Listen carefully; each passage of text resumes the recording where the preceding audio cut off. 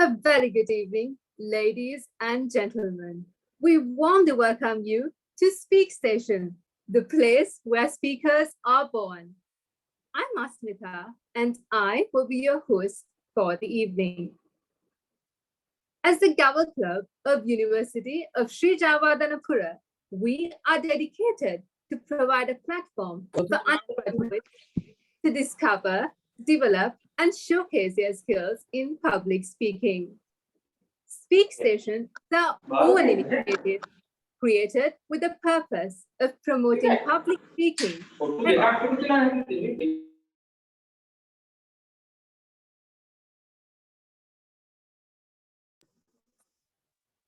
Speak Station is our own initiative created with the purpose of promoting public speaking and uncovering unique visions of undergraduates to widen an open-minded audience.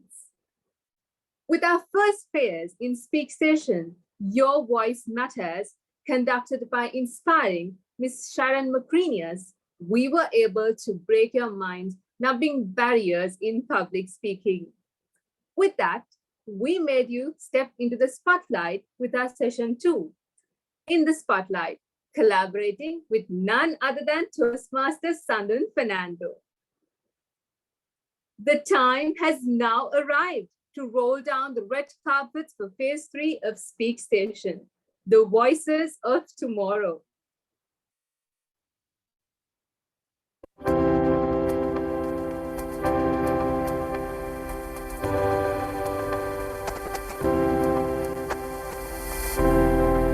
We are We are Voices of Tomorrow.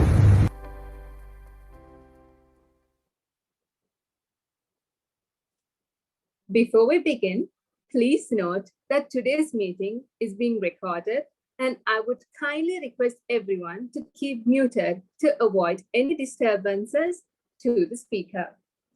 If you have any questions to be presented to our guest speakers, we kindly request you to bear with us until the Q&A session.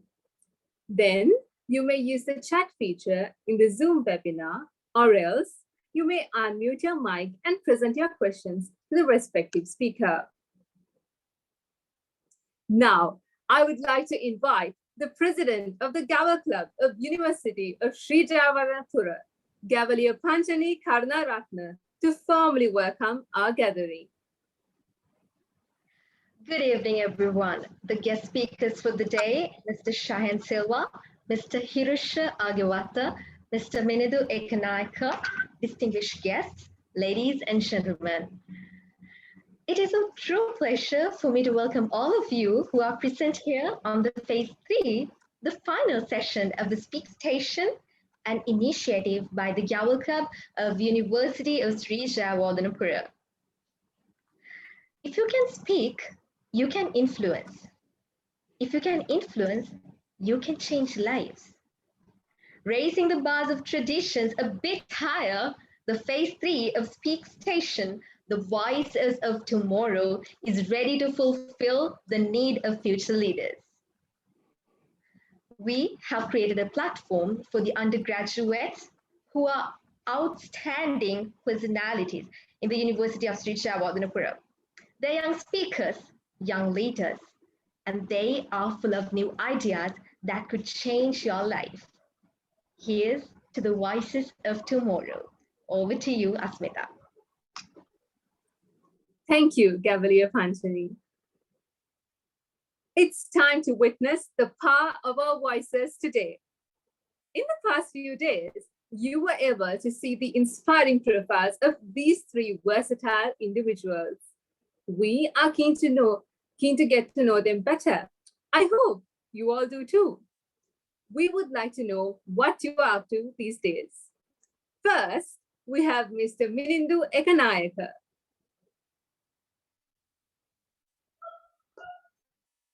Yeah, am I audible enough? Can you see me? Yes, Right. you're audible. So, like you said, I think there's been a quite extensive description circulating around, I think. So, I don't think I need to go into tell who I am or what I am. I think it's a little bit exaggerated.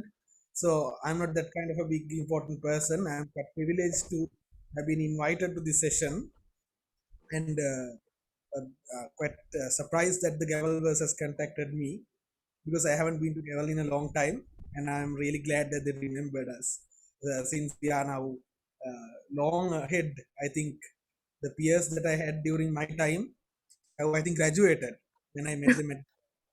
So I'll tell you something you really don't know about me, right? My favorite food is string hoppers. I really like it, right? And of course, I like to read a lot, and I like to write. Mostly these days, I'm concentrating on poems because of the lack of time that we have. And of course, I like to cook.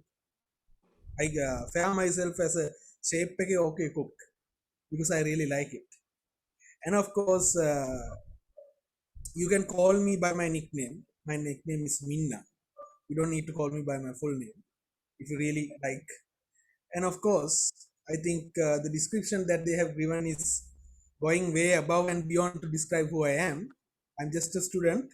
I'm finally a student of Jayawardhanapura University. Like you all, I guess most of you all are from Japura. So I'm glad for the president of the Gavel Club, and of course the organizers, for inviting me to this event. And thank you very much. And let's see what this event unfolds into. Thank you. Thank you so much. Next, we have Mr. Hirusha Agewata. Hello everyone, I'm Hirusha Randimal, and this is my first public speaking event thanks to Gavel Club of University of Sri Jayawardhanapura. So talking little bit about me, I'm not like familiar on this public speaking, and I'm a little bit introvert, and I describe myself as an artist because I like to do an art, but I'm not a professional artist, but I practice little bit. Besides that, I worked as a research assistant in the Department of Zoology of University of Sri Jayawardhanapura, and I pursuing my career as a mammal researcher, and I research on genetics of Indian pangolins. I'll talk about later. So that is it about me, and thank you again for inviting me. Thank you.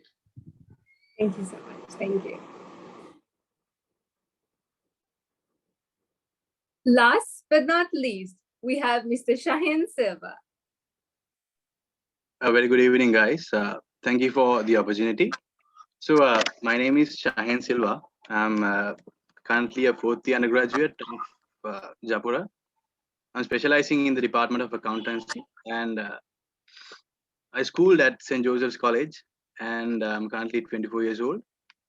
And I play a little bit of rugby at the university, and I'm into a little bit of music as well. So yeah, that would be about me. Thank you. Thank you.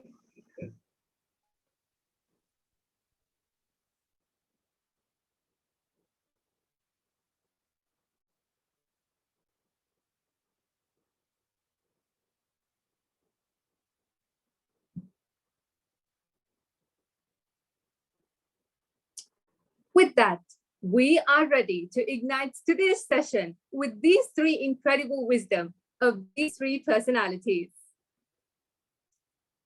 Our first speaker is an undergraduate of the Faculty of Medicine at the University of Sri Jayawardhanapura and entered into Sri Lanka Law College, scoring the first in the island at the law entrance examination.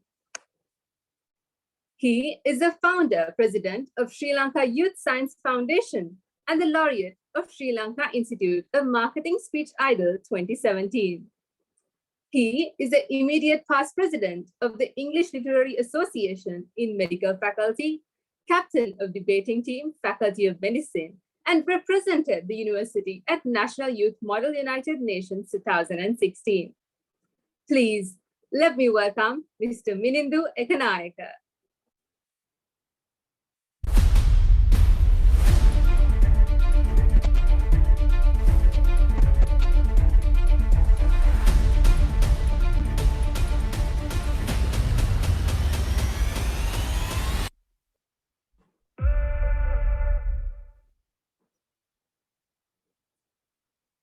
take you to Act 3, Scene 1 of one of Shakespeare's best known plays, Hamlet. Behold, it's not about the drama, but what is it going to be? That is the question. Please welcome Mr. Menindu Ekanayaka. To be or not to be? The stage is yours. Thank you very much for that very dramatic entrance that you have provided. And so let me just get to the point straight away, without wasting the time. Now, before I proceed on, can I know whether there are any, movie buffs, any, Pulp Fiction fans out here? If there is, let's have a raise of hands, because that will make it very easy, what I'm going to say. Am I audible enough? Can you hear me? Yes, we can hear you. Yes. Can I see some raise of hands? Let's see. Right. So one of y'all just answer me. What is the cornerstone of every nutritious breakfast? Just one of y'all, one answer.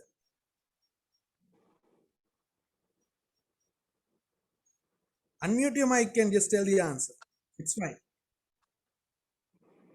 What's the cornerstone of every nutritious breakfast? I saw some hands. Come on, guys. This is not a one-way street.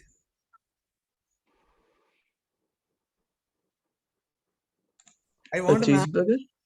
A cheeseburger? cheeseburgers or hamburgers, isn't it? It is hamburgers. So maybe cheeseburgers. So who told that? Samuel L. Jackson, isn't it? So now I would like to say, or ask rather, what is the cornerstone of a good speech? I would say that is a good story, a true story rather. Simply because I have seen many speakers come and speak about stories, about tales, and of the most beautiful speeches that I've heard, true stories were the ones that I like. I'm not a really big person. I'm not a really very important person. So I don't think I am a very inspirational person anyway.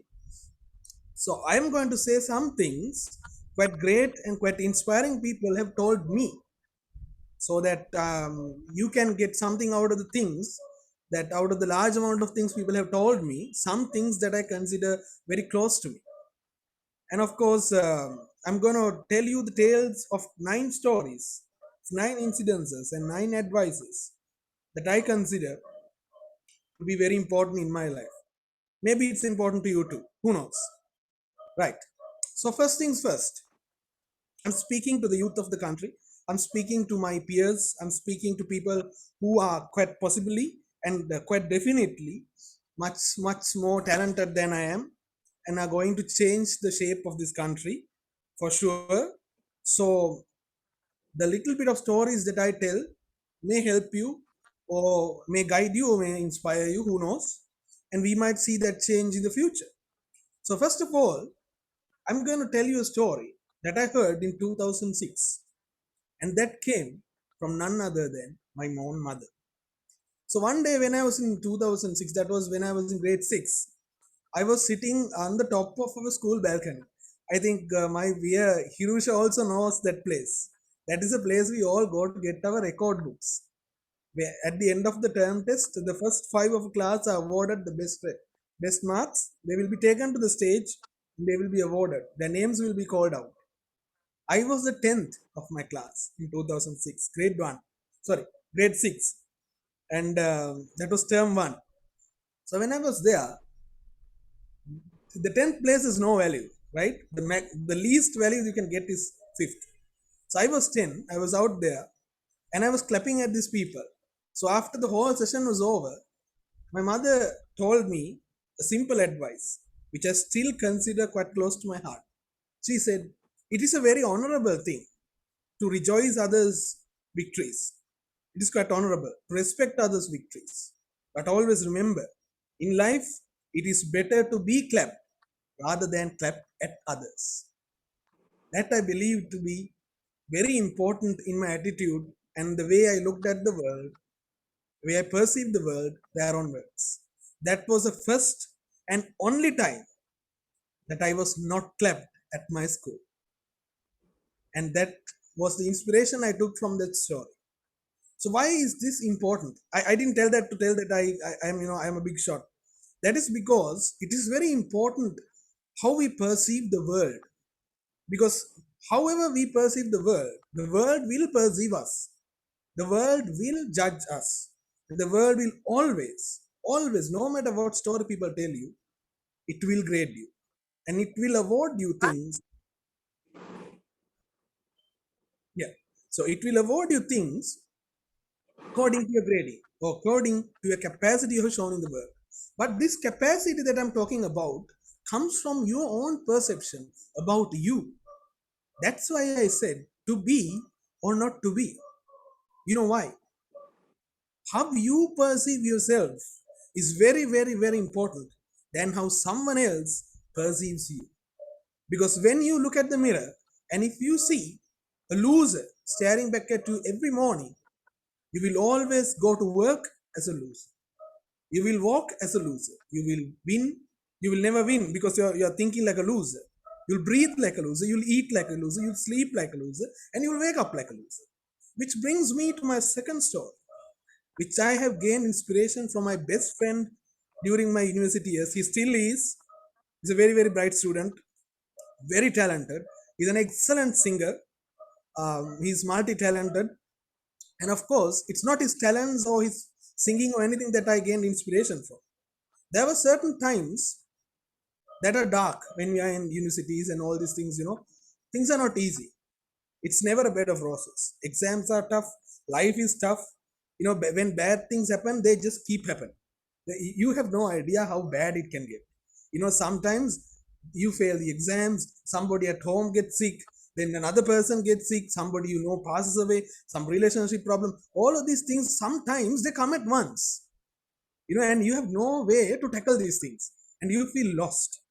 I have also faced several problems like that. And my friend, who I am quoting now, got a disease called Crohn's disease. It is a nasty disease to get, right? When you get that disease, it's not going to go away easily. It will come back again and again. Sometimes like a cat and sometimes like a tiger. It can kill you, it can harm you, it can cripple you. It's a terrible disease. He got really affected by it. And he underwent surgeries and did all sort of things. But after that, I would expect a person to be quite depressed.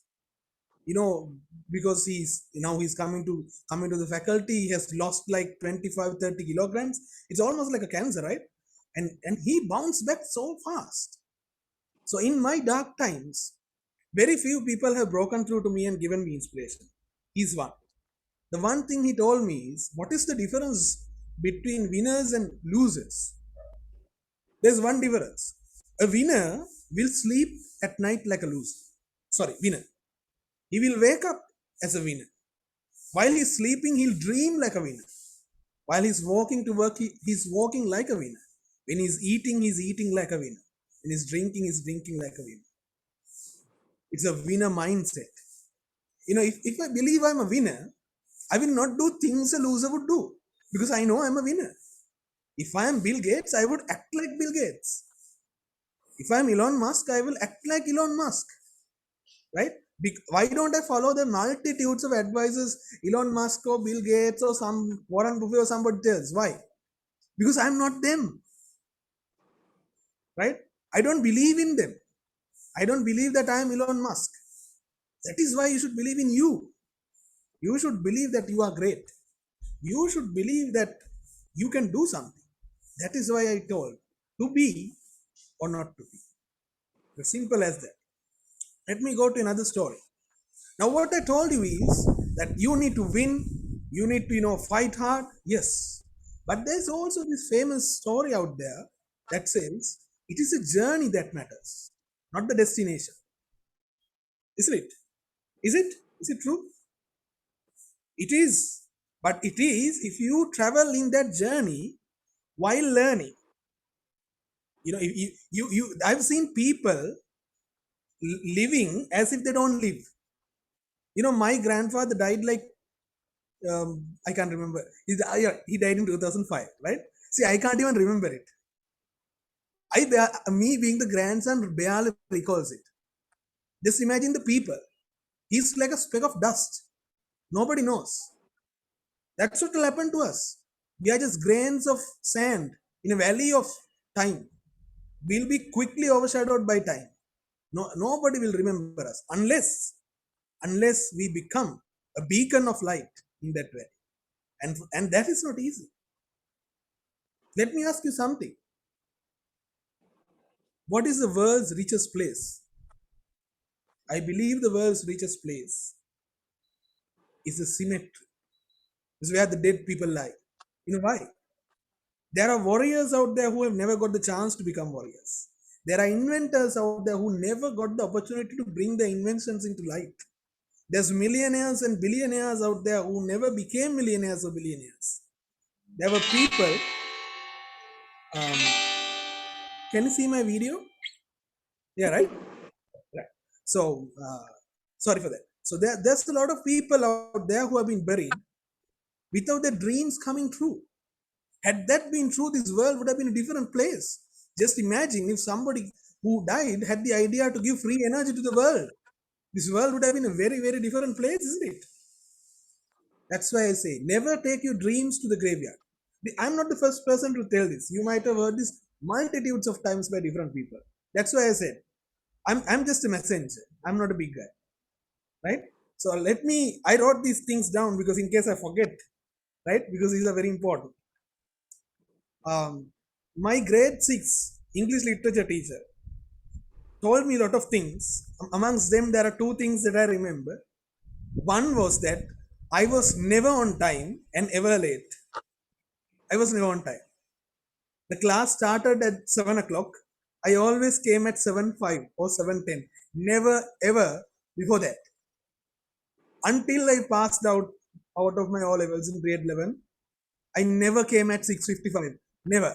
Always 7:05 or more. And the other thing he told, that's a bad thing, all right? That's not a good thing. The other thing he told me is, the more people will speak here and make mistakes here, they will get more marks at the exam and they will get more marks in life. Never be afraid in this life to make a mistake. Never be afraid in this life to own up to your mistakes and say, sorry, I couldn't understand it. Sorry, I didn't mean to do that. It will not happen again. I will work on it. Never be afraid to tell that. Always be true to what you do and true to what you feel. Never try to copy others. There are no good copiers in this world. There are only good originals. Nobody remembers copies. Nobody cares. Everybody remembers originals. There are millions of copies out there, but it is original that always works. Now, again, another story. Now, if you are a winner and you have the mindset and everything, how are you going to pull through this? How are you going to finish this? And that my father taught me when I was very little. As far as my memory runs, he's not a talker, right? He's not me. If he came and sat here, he would just stare at the camera and would not tell him. No. He tells by actions. And how he taught me about winning things and getting things done is by simple things. When I remember my first conversation with my father, when I got food into my plate, he said, you take it, you eat it. You're not going to leave it. And that was the lesson I learned. You start something, you make sure you see the end of it. I try to do that every day. But it's very hard. It's very easy to quit. It's very easy to go halfway and say, it doesn't work out, I've been stuck in this Vijayarama Junction for 7 years. I've been in university for 7 years. My peers have passed out. And the people who have come here, even they have got specials and they have gone. But that's not my fault. That's a whole other political story. But still, you're still here. And so are my parallels. They're still here. And the other thing is, now, if you have gone through this, if you are ready to get this, how should you believe that you might be able to do things? It's very difficult, isn't it? Greatness is not something like a ripe apple that you can just, go down the tree and wait it to fall into your hand. Che Guevara once said he didn't talk about greatness, he spoke about revolution.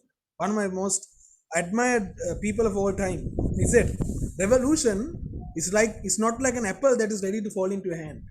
You should climb the tree and you should pick it. You should fight for it. I believe greatness or success is just like that. It never comes to you. You got to fight for it. You got to get it. Now, on the journey to success, I believe winning is not making a lot of noise. It's not telling that I am winning or stuff. It's working hard in silence, working the extra hours that others are not willing to do. That is the motivation that I tell when an exam gets near, because I have no other option, right? We got to make it. So I think it's going to be the same for you, isn't it? When the exam comes near, 2-3 weeks, we say it's okay, another 3 weeks, no. Then we wait 2 more weeks, starting to read the books a bit, getting annoyed at the little things, Then 1 week suddenly becomes 3 days, and you don't know it's tomorrow, But we still pass, right? I'm pretty sure there are hundreds of people who have done that, and I have done that, and there are people who I know who have done that, who studied before the night of the exam, they have passed. Why? Because human spirit is very strong. If we believe in ourselves, there's nothing that we can't do. At one point of my life, when I was in A levels, we had this chemistry sir. We used to joke at this guy because he used to tell the funniest stories. But one story he told me, I believe, had struck so hard into my personality. I still carry that story every day and every moment that I go in life. At one point, I got, I think, A-level physics and chemistry. Both I got 45 or 50 marks. That is like very, very poor, right? You are not going to go to university with that marks, right? Never. That was my final term. It was not the first term. So my physics teacher told me, you try to pass the exam, you worked very hard for 2.5 years, try to pass this exam. My chemistry sir told me, don't worry about exams. You will do something unbelievable. Just believe in yourself. I'm pretty sure he didn't mean any of it, or maybe he did, right? But he told me something to be remembered. Sometimes the most unlikeliest of people do the most unimaginable things. If you can remember, if anyone's a fan of Lord of the Rings, the all-seeing Sauron could never see the little hobbit Frodo coming inside the volcano that he forged his own ring until his very demise. Such an unlikely creature. That's how Tolkien quoted. An unlikely creature. Be an unlikely creature. Be ready to fight for it. And of course, after winning all these things, after being a winner, thinking like a winner, and all this, a winner always, if you have been successful in life, if you are ahead than the others in life, a winner always carry a responsibility. The responsibility of a winner, like what Peter Parker's uncle said to him. I'm quoting a lot of movies today. All right. He said, being a hero is a responsibility. Carries a lot of weight, carries a lot of responsibility. A winner has a lot of responsibility. That is to, when you have won, to look back and to see other potential winners, to see those who are struggling in the dark. You are the one with the lamp. Shine it to them. Show them the path, as the greats before you have shown them the path, shown you the path, so that you will be the light for them. It is very important. One of my friends told me, to me, friendship, humanity matters more than money. It matters to me more than success. I believe that is very true. These are real things that have been told to me by real people. All right. So I got to say this. To be or not to be is your choice. All right. You can go home tonight and be another speck of sand in this valley of time. I'm pretty sure COVID is going to get a lot of us. All right. And if you are not really worthy enough in this world, even if you live 100 years, there are people who live very, very long, 85, 87, 95 years. All right. Alexander the Great lived only 32 years. But he will never be forgotten until the last man on this earth dies. No one will forget Alexander the Great. But he died at 32, very young age. My grandfather died at 78. Nobody remembers it. His name is almost forgotten. Even I don't recall it, most of his name. Be significant in this world. Make a change for this world. You are the youth. We are the youth. We all are the youth. I guess I felt as if I'm an old man at this conference. So we are the youth. We have the potential to change this world. Now I'm getting a little bit political. This country is going on a very, very bad side, right? And it is the chance, the opportunity for the youth to make a difference, to see past the old ways of the past, the traditions of the past. But to do all of that, to make people follow you, you got to be great. And greatness is in you, is in every person. But you got to find it. You got to find that greatness. And with that, I'm very thankful for the Gavel Universe for getting me here. So thank you very much. And over to you. Thank you so much. And we have a question from the audience. So let me just read it out to you. Okay. So medicine and law. I would say this is a rare and extremely difficult combination. How did medicine and law change your life? You're muted, Mr. Minindu.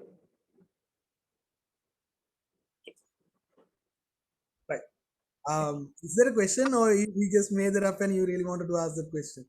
No, it's actually both, I guess. When someone asks, I say, okay, I think I should ask this, but yeah, it goes. It's really not a big deal, right? I think there are people who have done that. In my life, I never thought I'd be a doctor.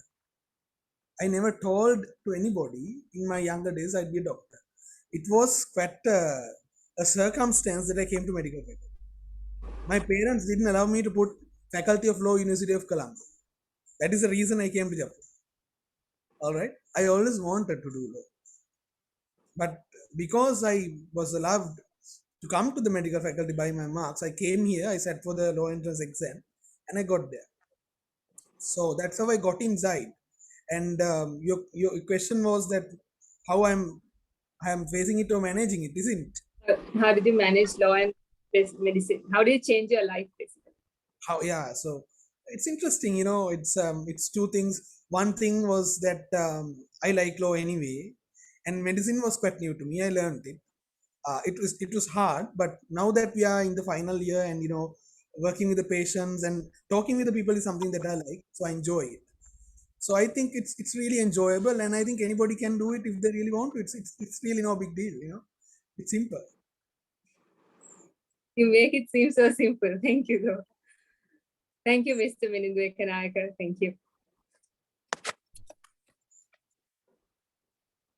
Now, let's move on to our second speaker for today's session. This remarkable individual is currently a research assistant at the Department of Zoology at the University of Sri Jayewardenepura. He is an outstanding mammal researcher and a graduate of BSc Special in Environmental Management and Forestry of University of Sri Jayewardenepura. He is a former intern of the Center for Sustainability of USJ and a former member of the Young Zoologists Association. The brilliant Mr. Hirusha Agewata is ready to blaze the Speak Session platform with the second speech for today. Okay, thank you, Asmita.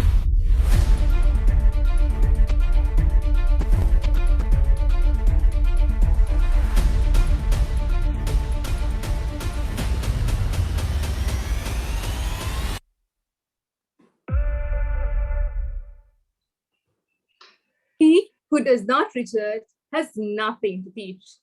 Hirusha Agewata is ready to awaken the researcher in you. Fun fact, you might come across a new friend from the animal world in this journey. Mr. Hirusha Agewata with How Can You Transform a Rare Animal into a Spiritual Animal? Over to you. Okay, thank you, Asmita. So I will share my screen now. Please give me a minute. So yeah, my research animal is pangolin. How many of you have seen this Pokemon type of creature before? I think someone has seen this animal, and most of you have seen this animal when you learn Sinhala alphabet as an aya, or in Tamil it's called Alagu. So this creature is a mammal, which is closely related to cats and dogs. Yeah, it's quite surprising. It's because their genetics and anatomical stuff discovered by the scientists. So they are dispersed in Africa and Southeast Asia. And there are 8 species, 4 in Africa and 4 in Southeast Asia. In Sri Lanka, we have Indian pangolin, which is distributed in Indian subcontinent, including India, Sri Lanka, Pakistan, Bangladesh, and Nepal. So what is the importance of this pangolin? And I'll show you something. This is the pangolin scale, one of the pangolin scale. It is known as the black gold of international wildlife trafficking market. So these scales are made of from keratin, which is same as our nails and hairs, but thicker than that. And mostly these animals were trafficked for Chinese medicine. In China, they use these scales for cure the asthma and related ailments. And nearly 70,000 pangolins have been killed by poachers and illegally trafficked to China in each year. You can see here a descaled and killed pangolin confiscated by Malaysian authorities, and it's quite tragic. Yeah, and so all 8 pangolin species are critically endangered, and are pangolins in Sri Lanka facing the same danger? I can say no, and sadly yes, due to today's world. Because in Sri Lanka, pangolins are not killed solely for the international market as a scales, but for local consumption. The poachers kill these animals as bushmeat. And another eminent trait is Chinese workers who work in various development projects in Sri Lanka. As an example, in 2019, several Chinese workers were arrested who worked in Kurunegala and Kaluganga hydrological project due to poaching and keeping pangolin scales for themselves. And pangolins are solely dependent on termites and ants. In other hand, they are the only predators of the termites. So without pangolin, termites and ants population cannot be controlled naturally. And if pangolin vanish, the ecosystem is at its stake. As an example, forest will infested with termites, and you can imagine the disaster because everything is connected in nature. So how I get to know this pangolin? It because my undergraduate research back in 2019. And until then, I never seen a pangolin in my life before. And at the end of that year, I was able to discover world largest pangolin. Yeah, you heard it right. The world largest pangolin found in Sri Lanka, which is weighted around 48 kilograms. This is it, and 176 centimeters long. The story behind this large pangolin is quite exciting, and I had to face my final exam paper in, back in 2019 in December. I had 2 days to ready for the exam, and I got a call from a Department of Wildlife Conservation. They told me that 2 poachers were arrested by STF, and the bodies of 2 pangolins were post-mortem by veterinary surgeon of Kilinochchi, and I have to go there to take the necessary data for my research. So I'm in doubt whether I stay in the home and cram myself up to exam paper or go to the Kilinochchi via night mail at the same day. So I decided to go to Kilinochchi, and I get the necessary data, and the analysis were done further back, and then we found that the pangolin is the world's biggest pangolin. Generally, the giant pangolin live in Africa is the largest pangolin, but this is the remarkable finding that the largest pangolin ever found in the world. So, as well as I got an A for that exam paper too. So I always hustle and never miss an opportunity for that reason. And I tell that get out from your tiny little bubble is always give you another chance, and get out from your comfort zone. That's more like it. And finding a pangolin is extremely difficult due to their nocturnal behavior and low population density. But I hustle hard to discover them.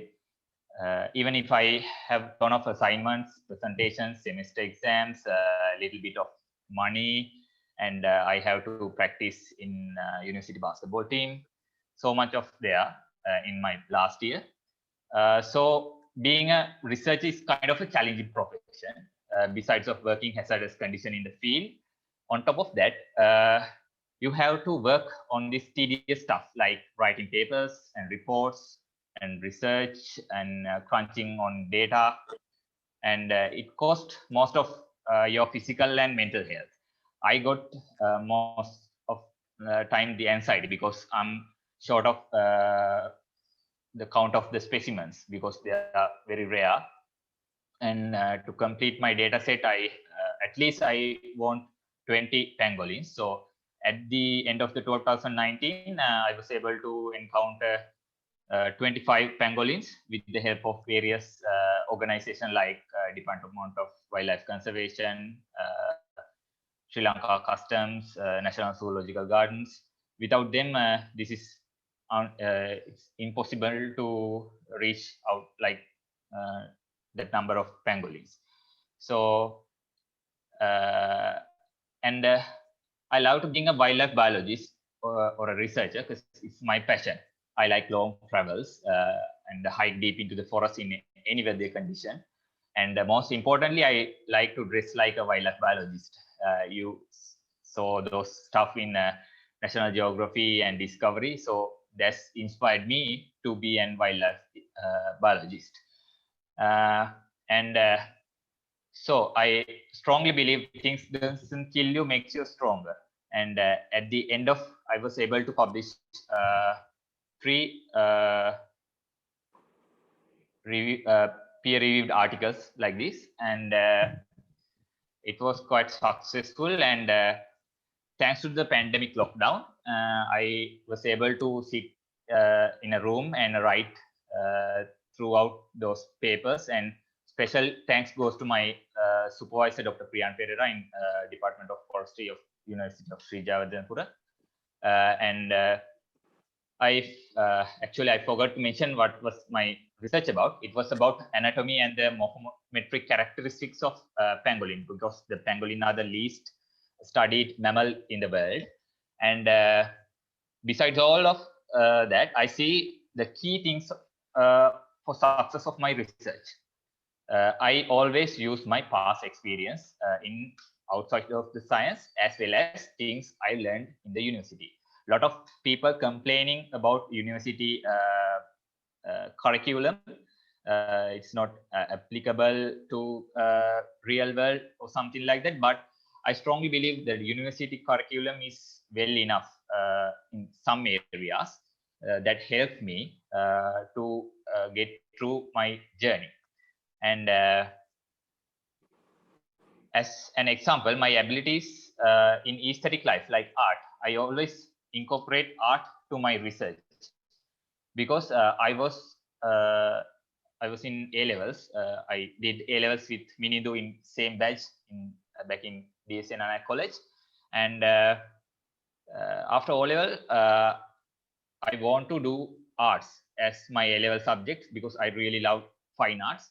But my teachers and my parents were forced me to do science because they always tell there's no future in art. But I can't resist it, and there's some ways in arts you can pursue your careers, but I'm not followed that path, and I shifted to the biology. And I don't want to be a doctor, but I want to be something else. So animals always inspired me. So I was decided to do environment science and got selected for University of Sri Jagadambura. And like I told earlier, I incorporate art into my research papers. These are my hand-drawn diagrams, which published in research papers. So I'm quite proud myself because I was able to publish it internationally. Also, my art, including that papers. And you see, if there's a will, there is always a way. So, okay, back into main point. You would surprise that I didn't mention key habitats or current location of those pangolins.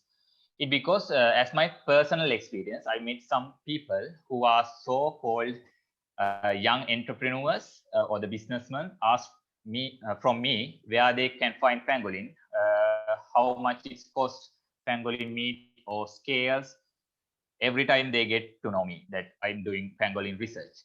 So that's quite disgusting. As I see, some educated people like that also have poisonous mindset, which is quite scary. So that's why we need to focus and put more effort to conserve such endangered rare animal and flora. As a final thought, I will express you all don't have to be a wildlife biologist or a park ranger to save the wildlife, including flora. You have do little things in daily life, like one of them, like think about how you spend your money to purchase products. Try to do your own research to before you purchase products, and don't contribute these companies that are contributing to loss of natural habitats, wildlife trafficking, or climate change. Do your best to avoid giving those companies your own money. And next, probably the most important thing is we need to elect politicians that are clear about our planet here and who has more environment literacy than general public. And the final tip is, this is quite controversial, but I believe in this statement. The final tip is do not contribute to the growth of the human population. So that's it. That's my insights. Thank you. Thank you so much. So we have a question for you as well from the audience. So let me just read it out to you. So as a mammal researcher, you might probably have tons of memories that you cherish. So we would like you to share one of the most unforgettable experiences you've had. The most unforgettable thing is the first day I met a pangolin. I don't know how to handle that creature or the pangolin, and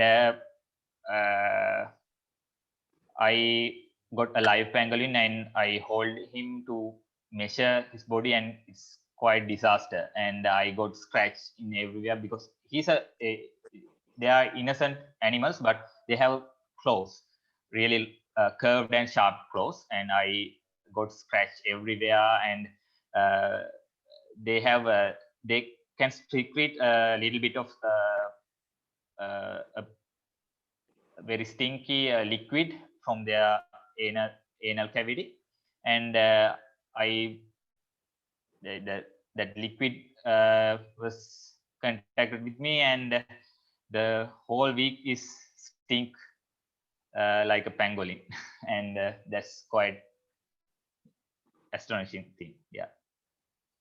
Okay. You've also got another question. So if you read Yeah, it sure. out. Yes, yeah, you can ask. So the question is, she would like to know if there's anything that we can do as bystanders or general public to save this animal.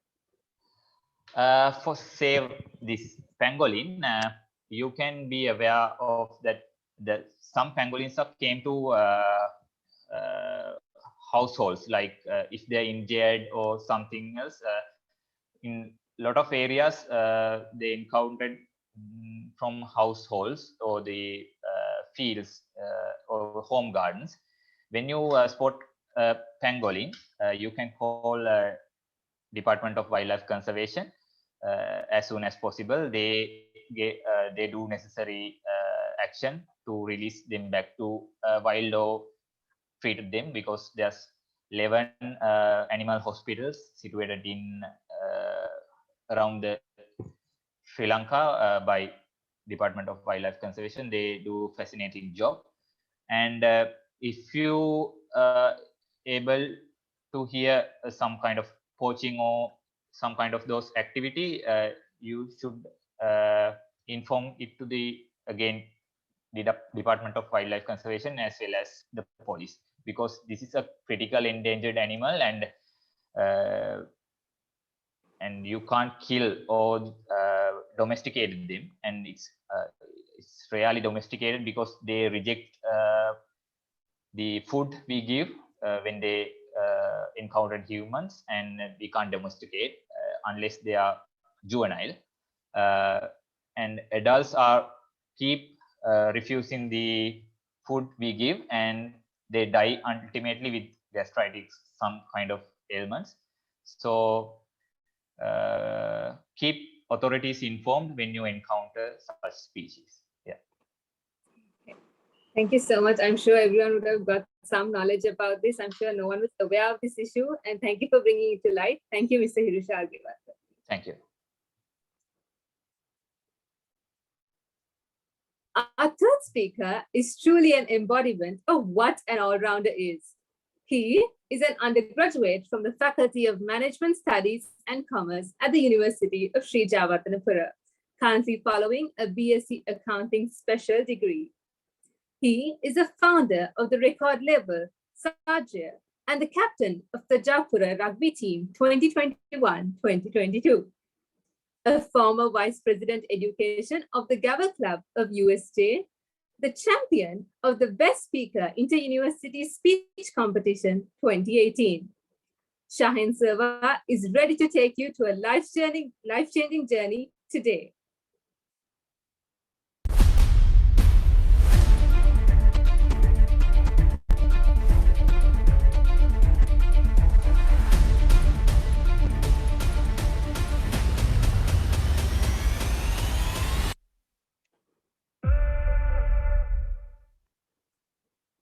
Who are you? Before that, who am I? Why does life even exist on Earth? Well, we are all here for a reason. Without further ado, let's welcome Mr. Shahin Silva with the topic, What am I doing here? The stage is yours. Right. Thank you very much for that introduction, Angi. Thank you very much. So, a very good evening again to everyone, and I hope everyone is doing well and have enough data, most importantly. So, I remember the last time I did a speech, I was talking about finding the one thing. And that one thing was basically finding the silver lining in any given scenario or drawback in our lives, so that how we can move forward with it. So for me, during my school days, the one thing that actually gave me the motivation to work hard was the thought of playing rugby in the university. And at my first job at HNB, since we were interns, actually, we were not allowed to play rugby. So that one thing changed into a one person. So Anyway, after 3 years delivering that speech, I was confronted again with the same question. What is the one thing for me right now?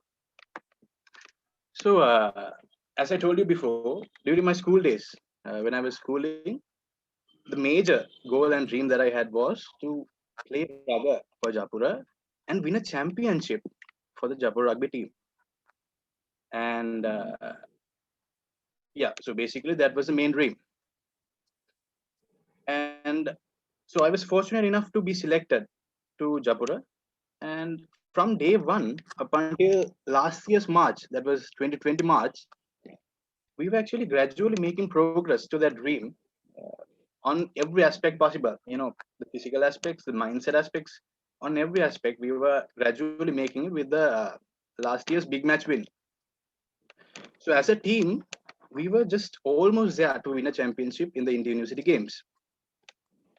So that was one. Raga was one. So apart from that, actually, something unexpected happened at the university as well. So that was in our orientation. There was this girl who came to talk to us, Samindri Akka, and she came to talk to us, jumping off the stage as if she owned the place.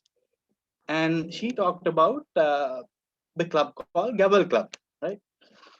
So after her speech, actually, it was very interesting.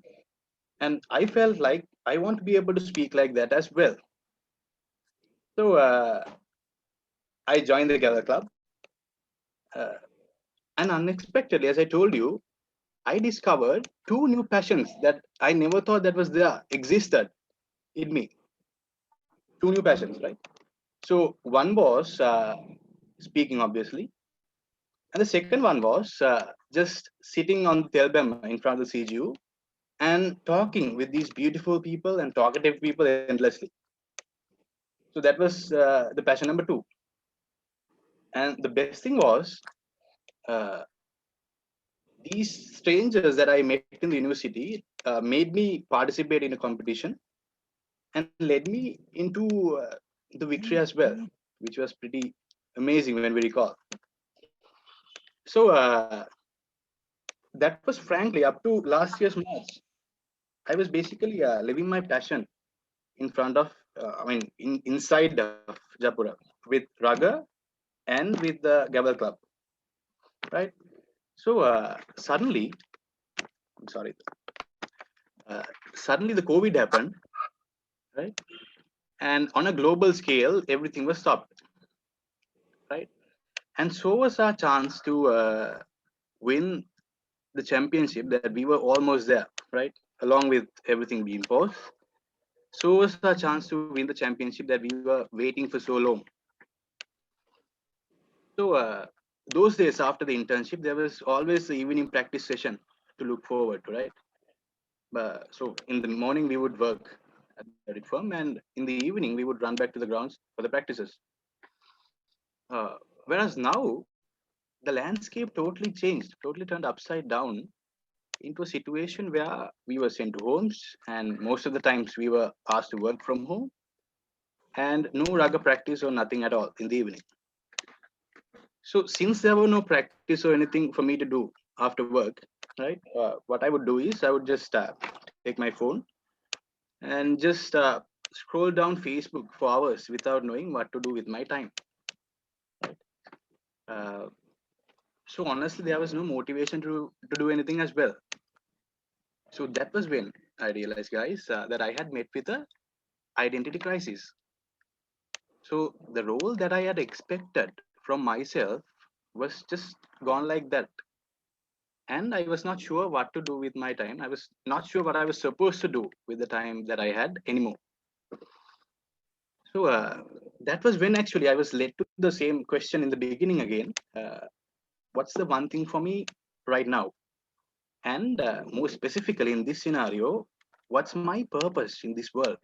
And where do I fit in this world, frankly?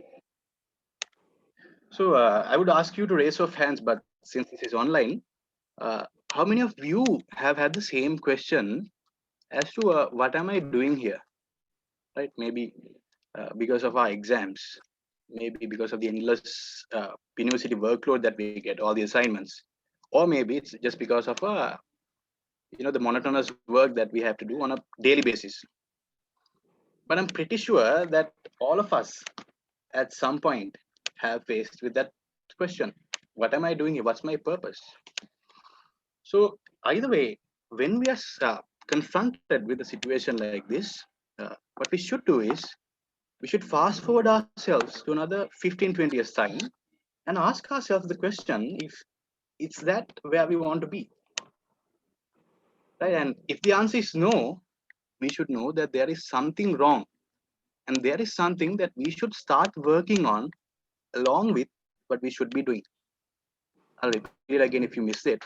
Uh, there is something that we should be starting to work on along with what we must be doing. And when I say what we must be doing is the education and academics for you and me, since we are university students. So uh, for us, for you and me, finding our life's purpose means finding the right balance between our academics and reconnecting with our true identity and our true selves.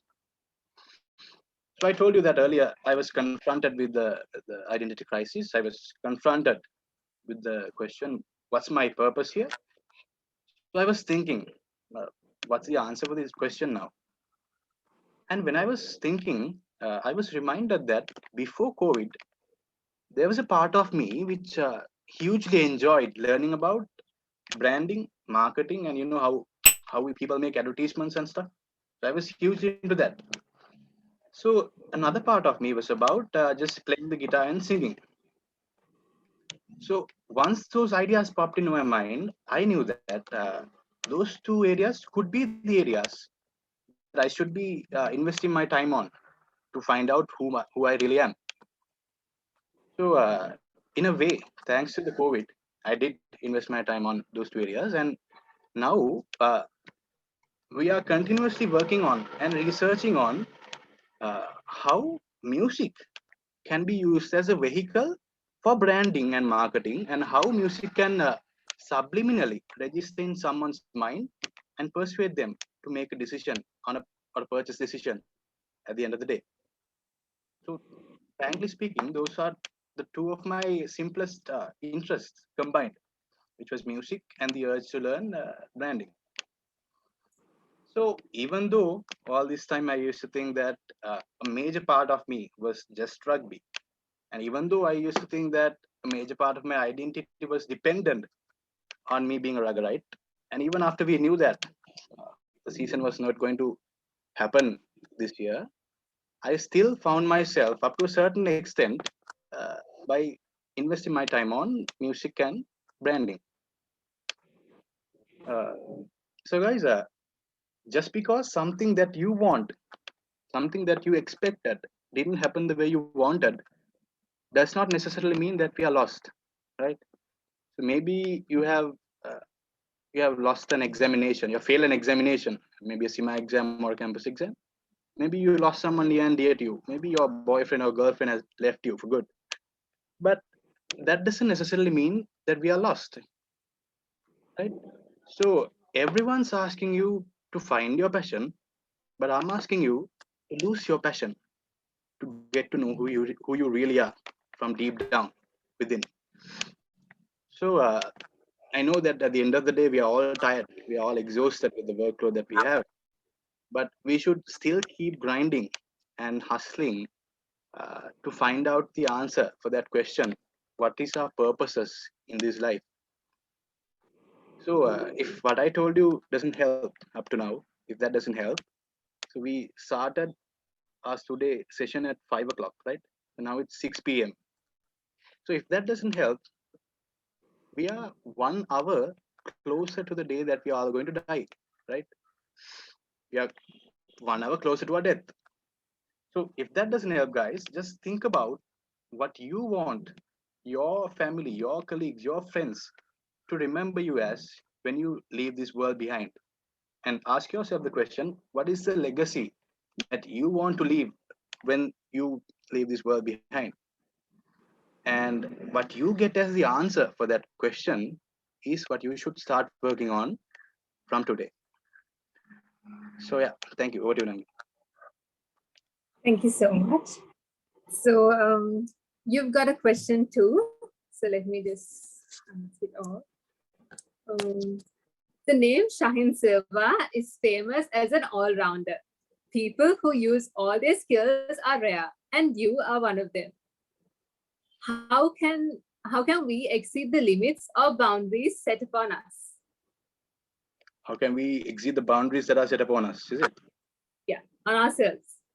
Yes. So actually, it all just as I said right now, it all comes down to we working on ourselves and investing on ourselves. So just like I found parts of me as raga, speaking, or music, everyone has a unique identity, right? So I know people who's in this meeting who's so much into poetry, who's so much into stock market. Various interests we have. So we have to find it first, but we have to find our passion first. And once we find it, we have to keep investing our time on it.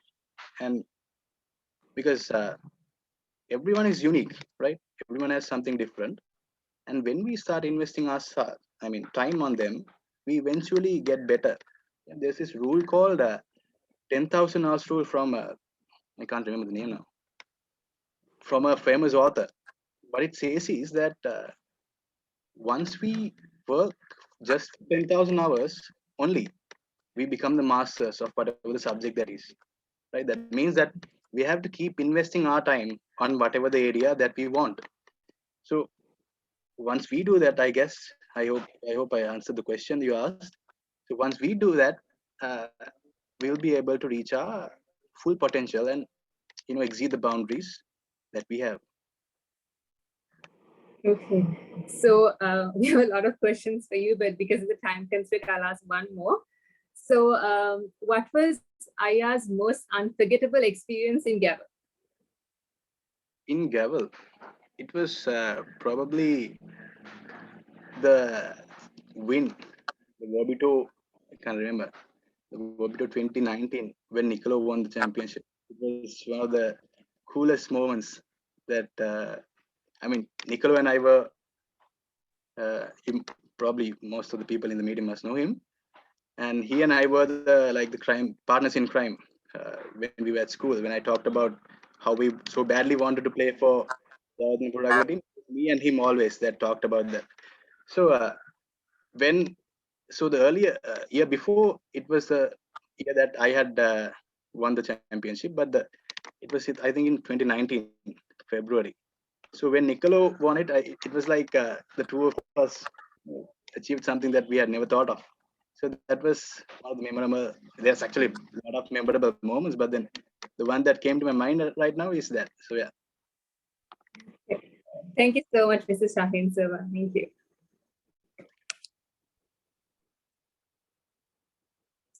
That marks the end of the three phenomenal speeches today. I'm sure this has been a mind-provoking experience for our lovely audience. We would like to hear a message from our incredible speakers tonight before ending the session. Mr. Menindu Ekanayaka? Yeah. So yeah, just I think the other speeches were great. They were brilliant. Follow what Mrs. Shahin Silva said. It's if you waste your time, you are getting closer and closer to your death. It's impending, isn't it? Death is inevitable, like Thanos. You can't run from it, right? So yeah, just make sure you do something worthwhile, and of course, whatever you do, be sure that you serve humanity. Serve human. It's very important because I believe if you don't, there's no progress for this world. So do good, be good, and enjoy yourself. Yeah. Thank you. Mr. Hirusha Agewata, what would you like to say? I would like to say that give your help to others or assist someone with your fullest potential, and never ever expect from them to being help you or the anything in return. One day nature will help you, and don't memorize that you did something for others and they should help you back. Let the nature to do itself. Yeah. Thank you so much. And we have Mr. Shahin Silva. So, the quest of finding our purpose in our lives, as I told you earlier, does not have to be a burden, actually, right? So, what I have to say is, let's just enjoy the ride and live in the moment whilst pursuing, whilst owning our true selves. And yeah, let's live in the moment, have fun, and make history. Yeah. Thank you for giving us these valuable take-home messages. On behalf of the Gavel Club of University of Sri Jawatanapura and the huge audience who joined with us, I convey my heartfelt gratitude to Mr. Minindu Ekanayaka, Mr. Hirusha Agewata, and Mr. Shahin Silva. We are so grateful for you gave us the opportunity to hear the valuable experiences which you have gained throughout your life. We wish you all the very best for the future endeavors. After months of working together and experiencing something unique and different, we have now reached the very end of this memorable journey. Speak Station.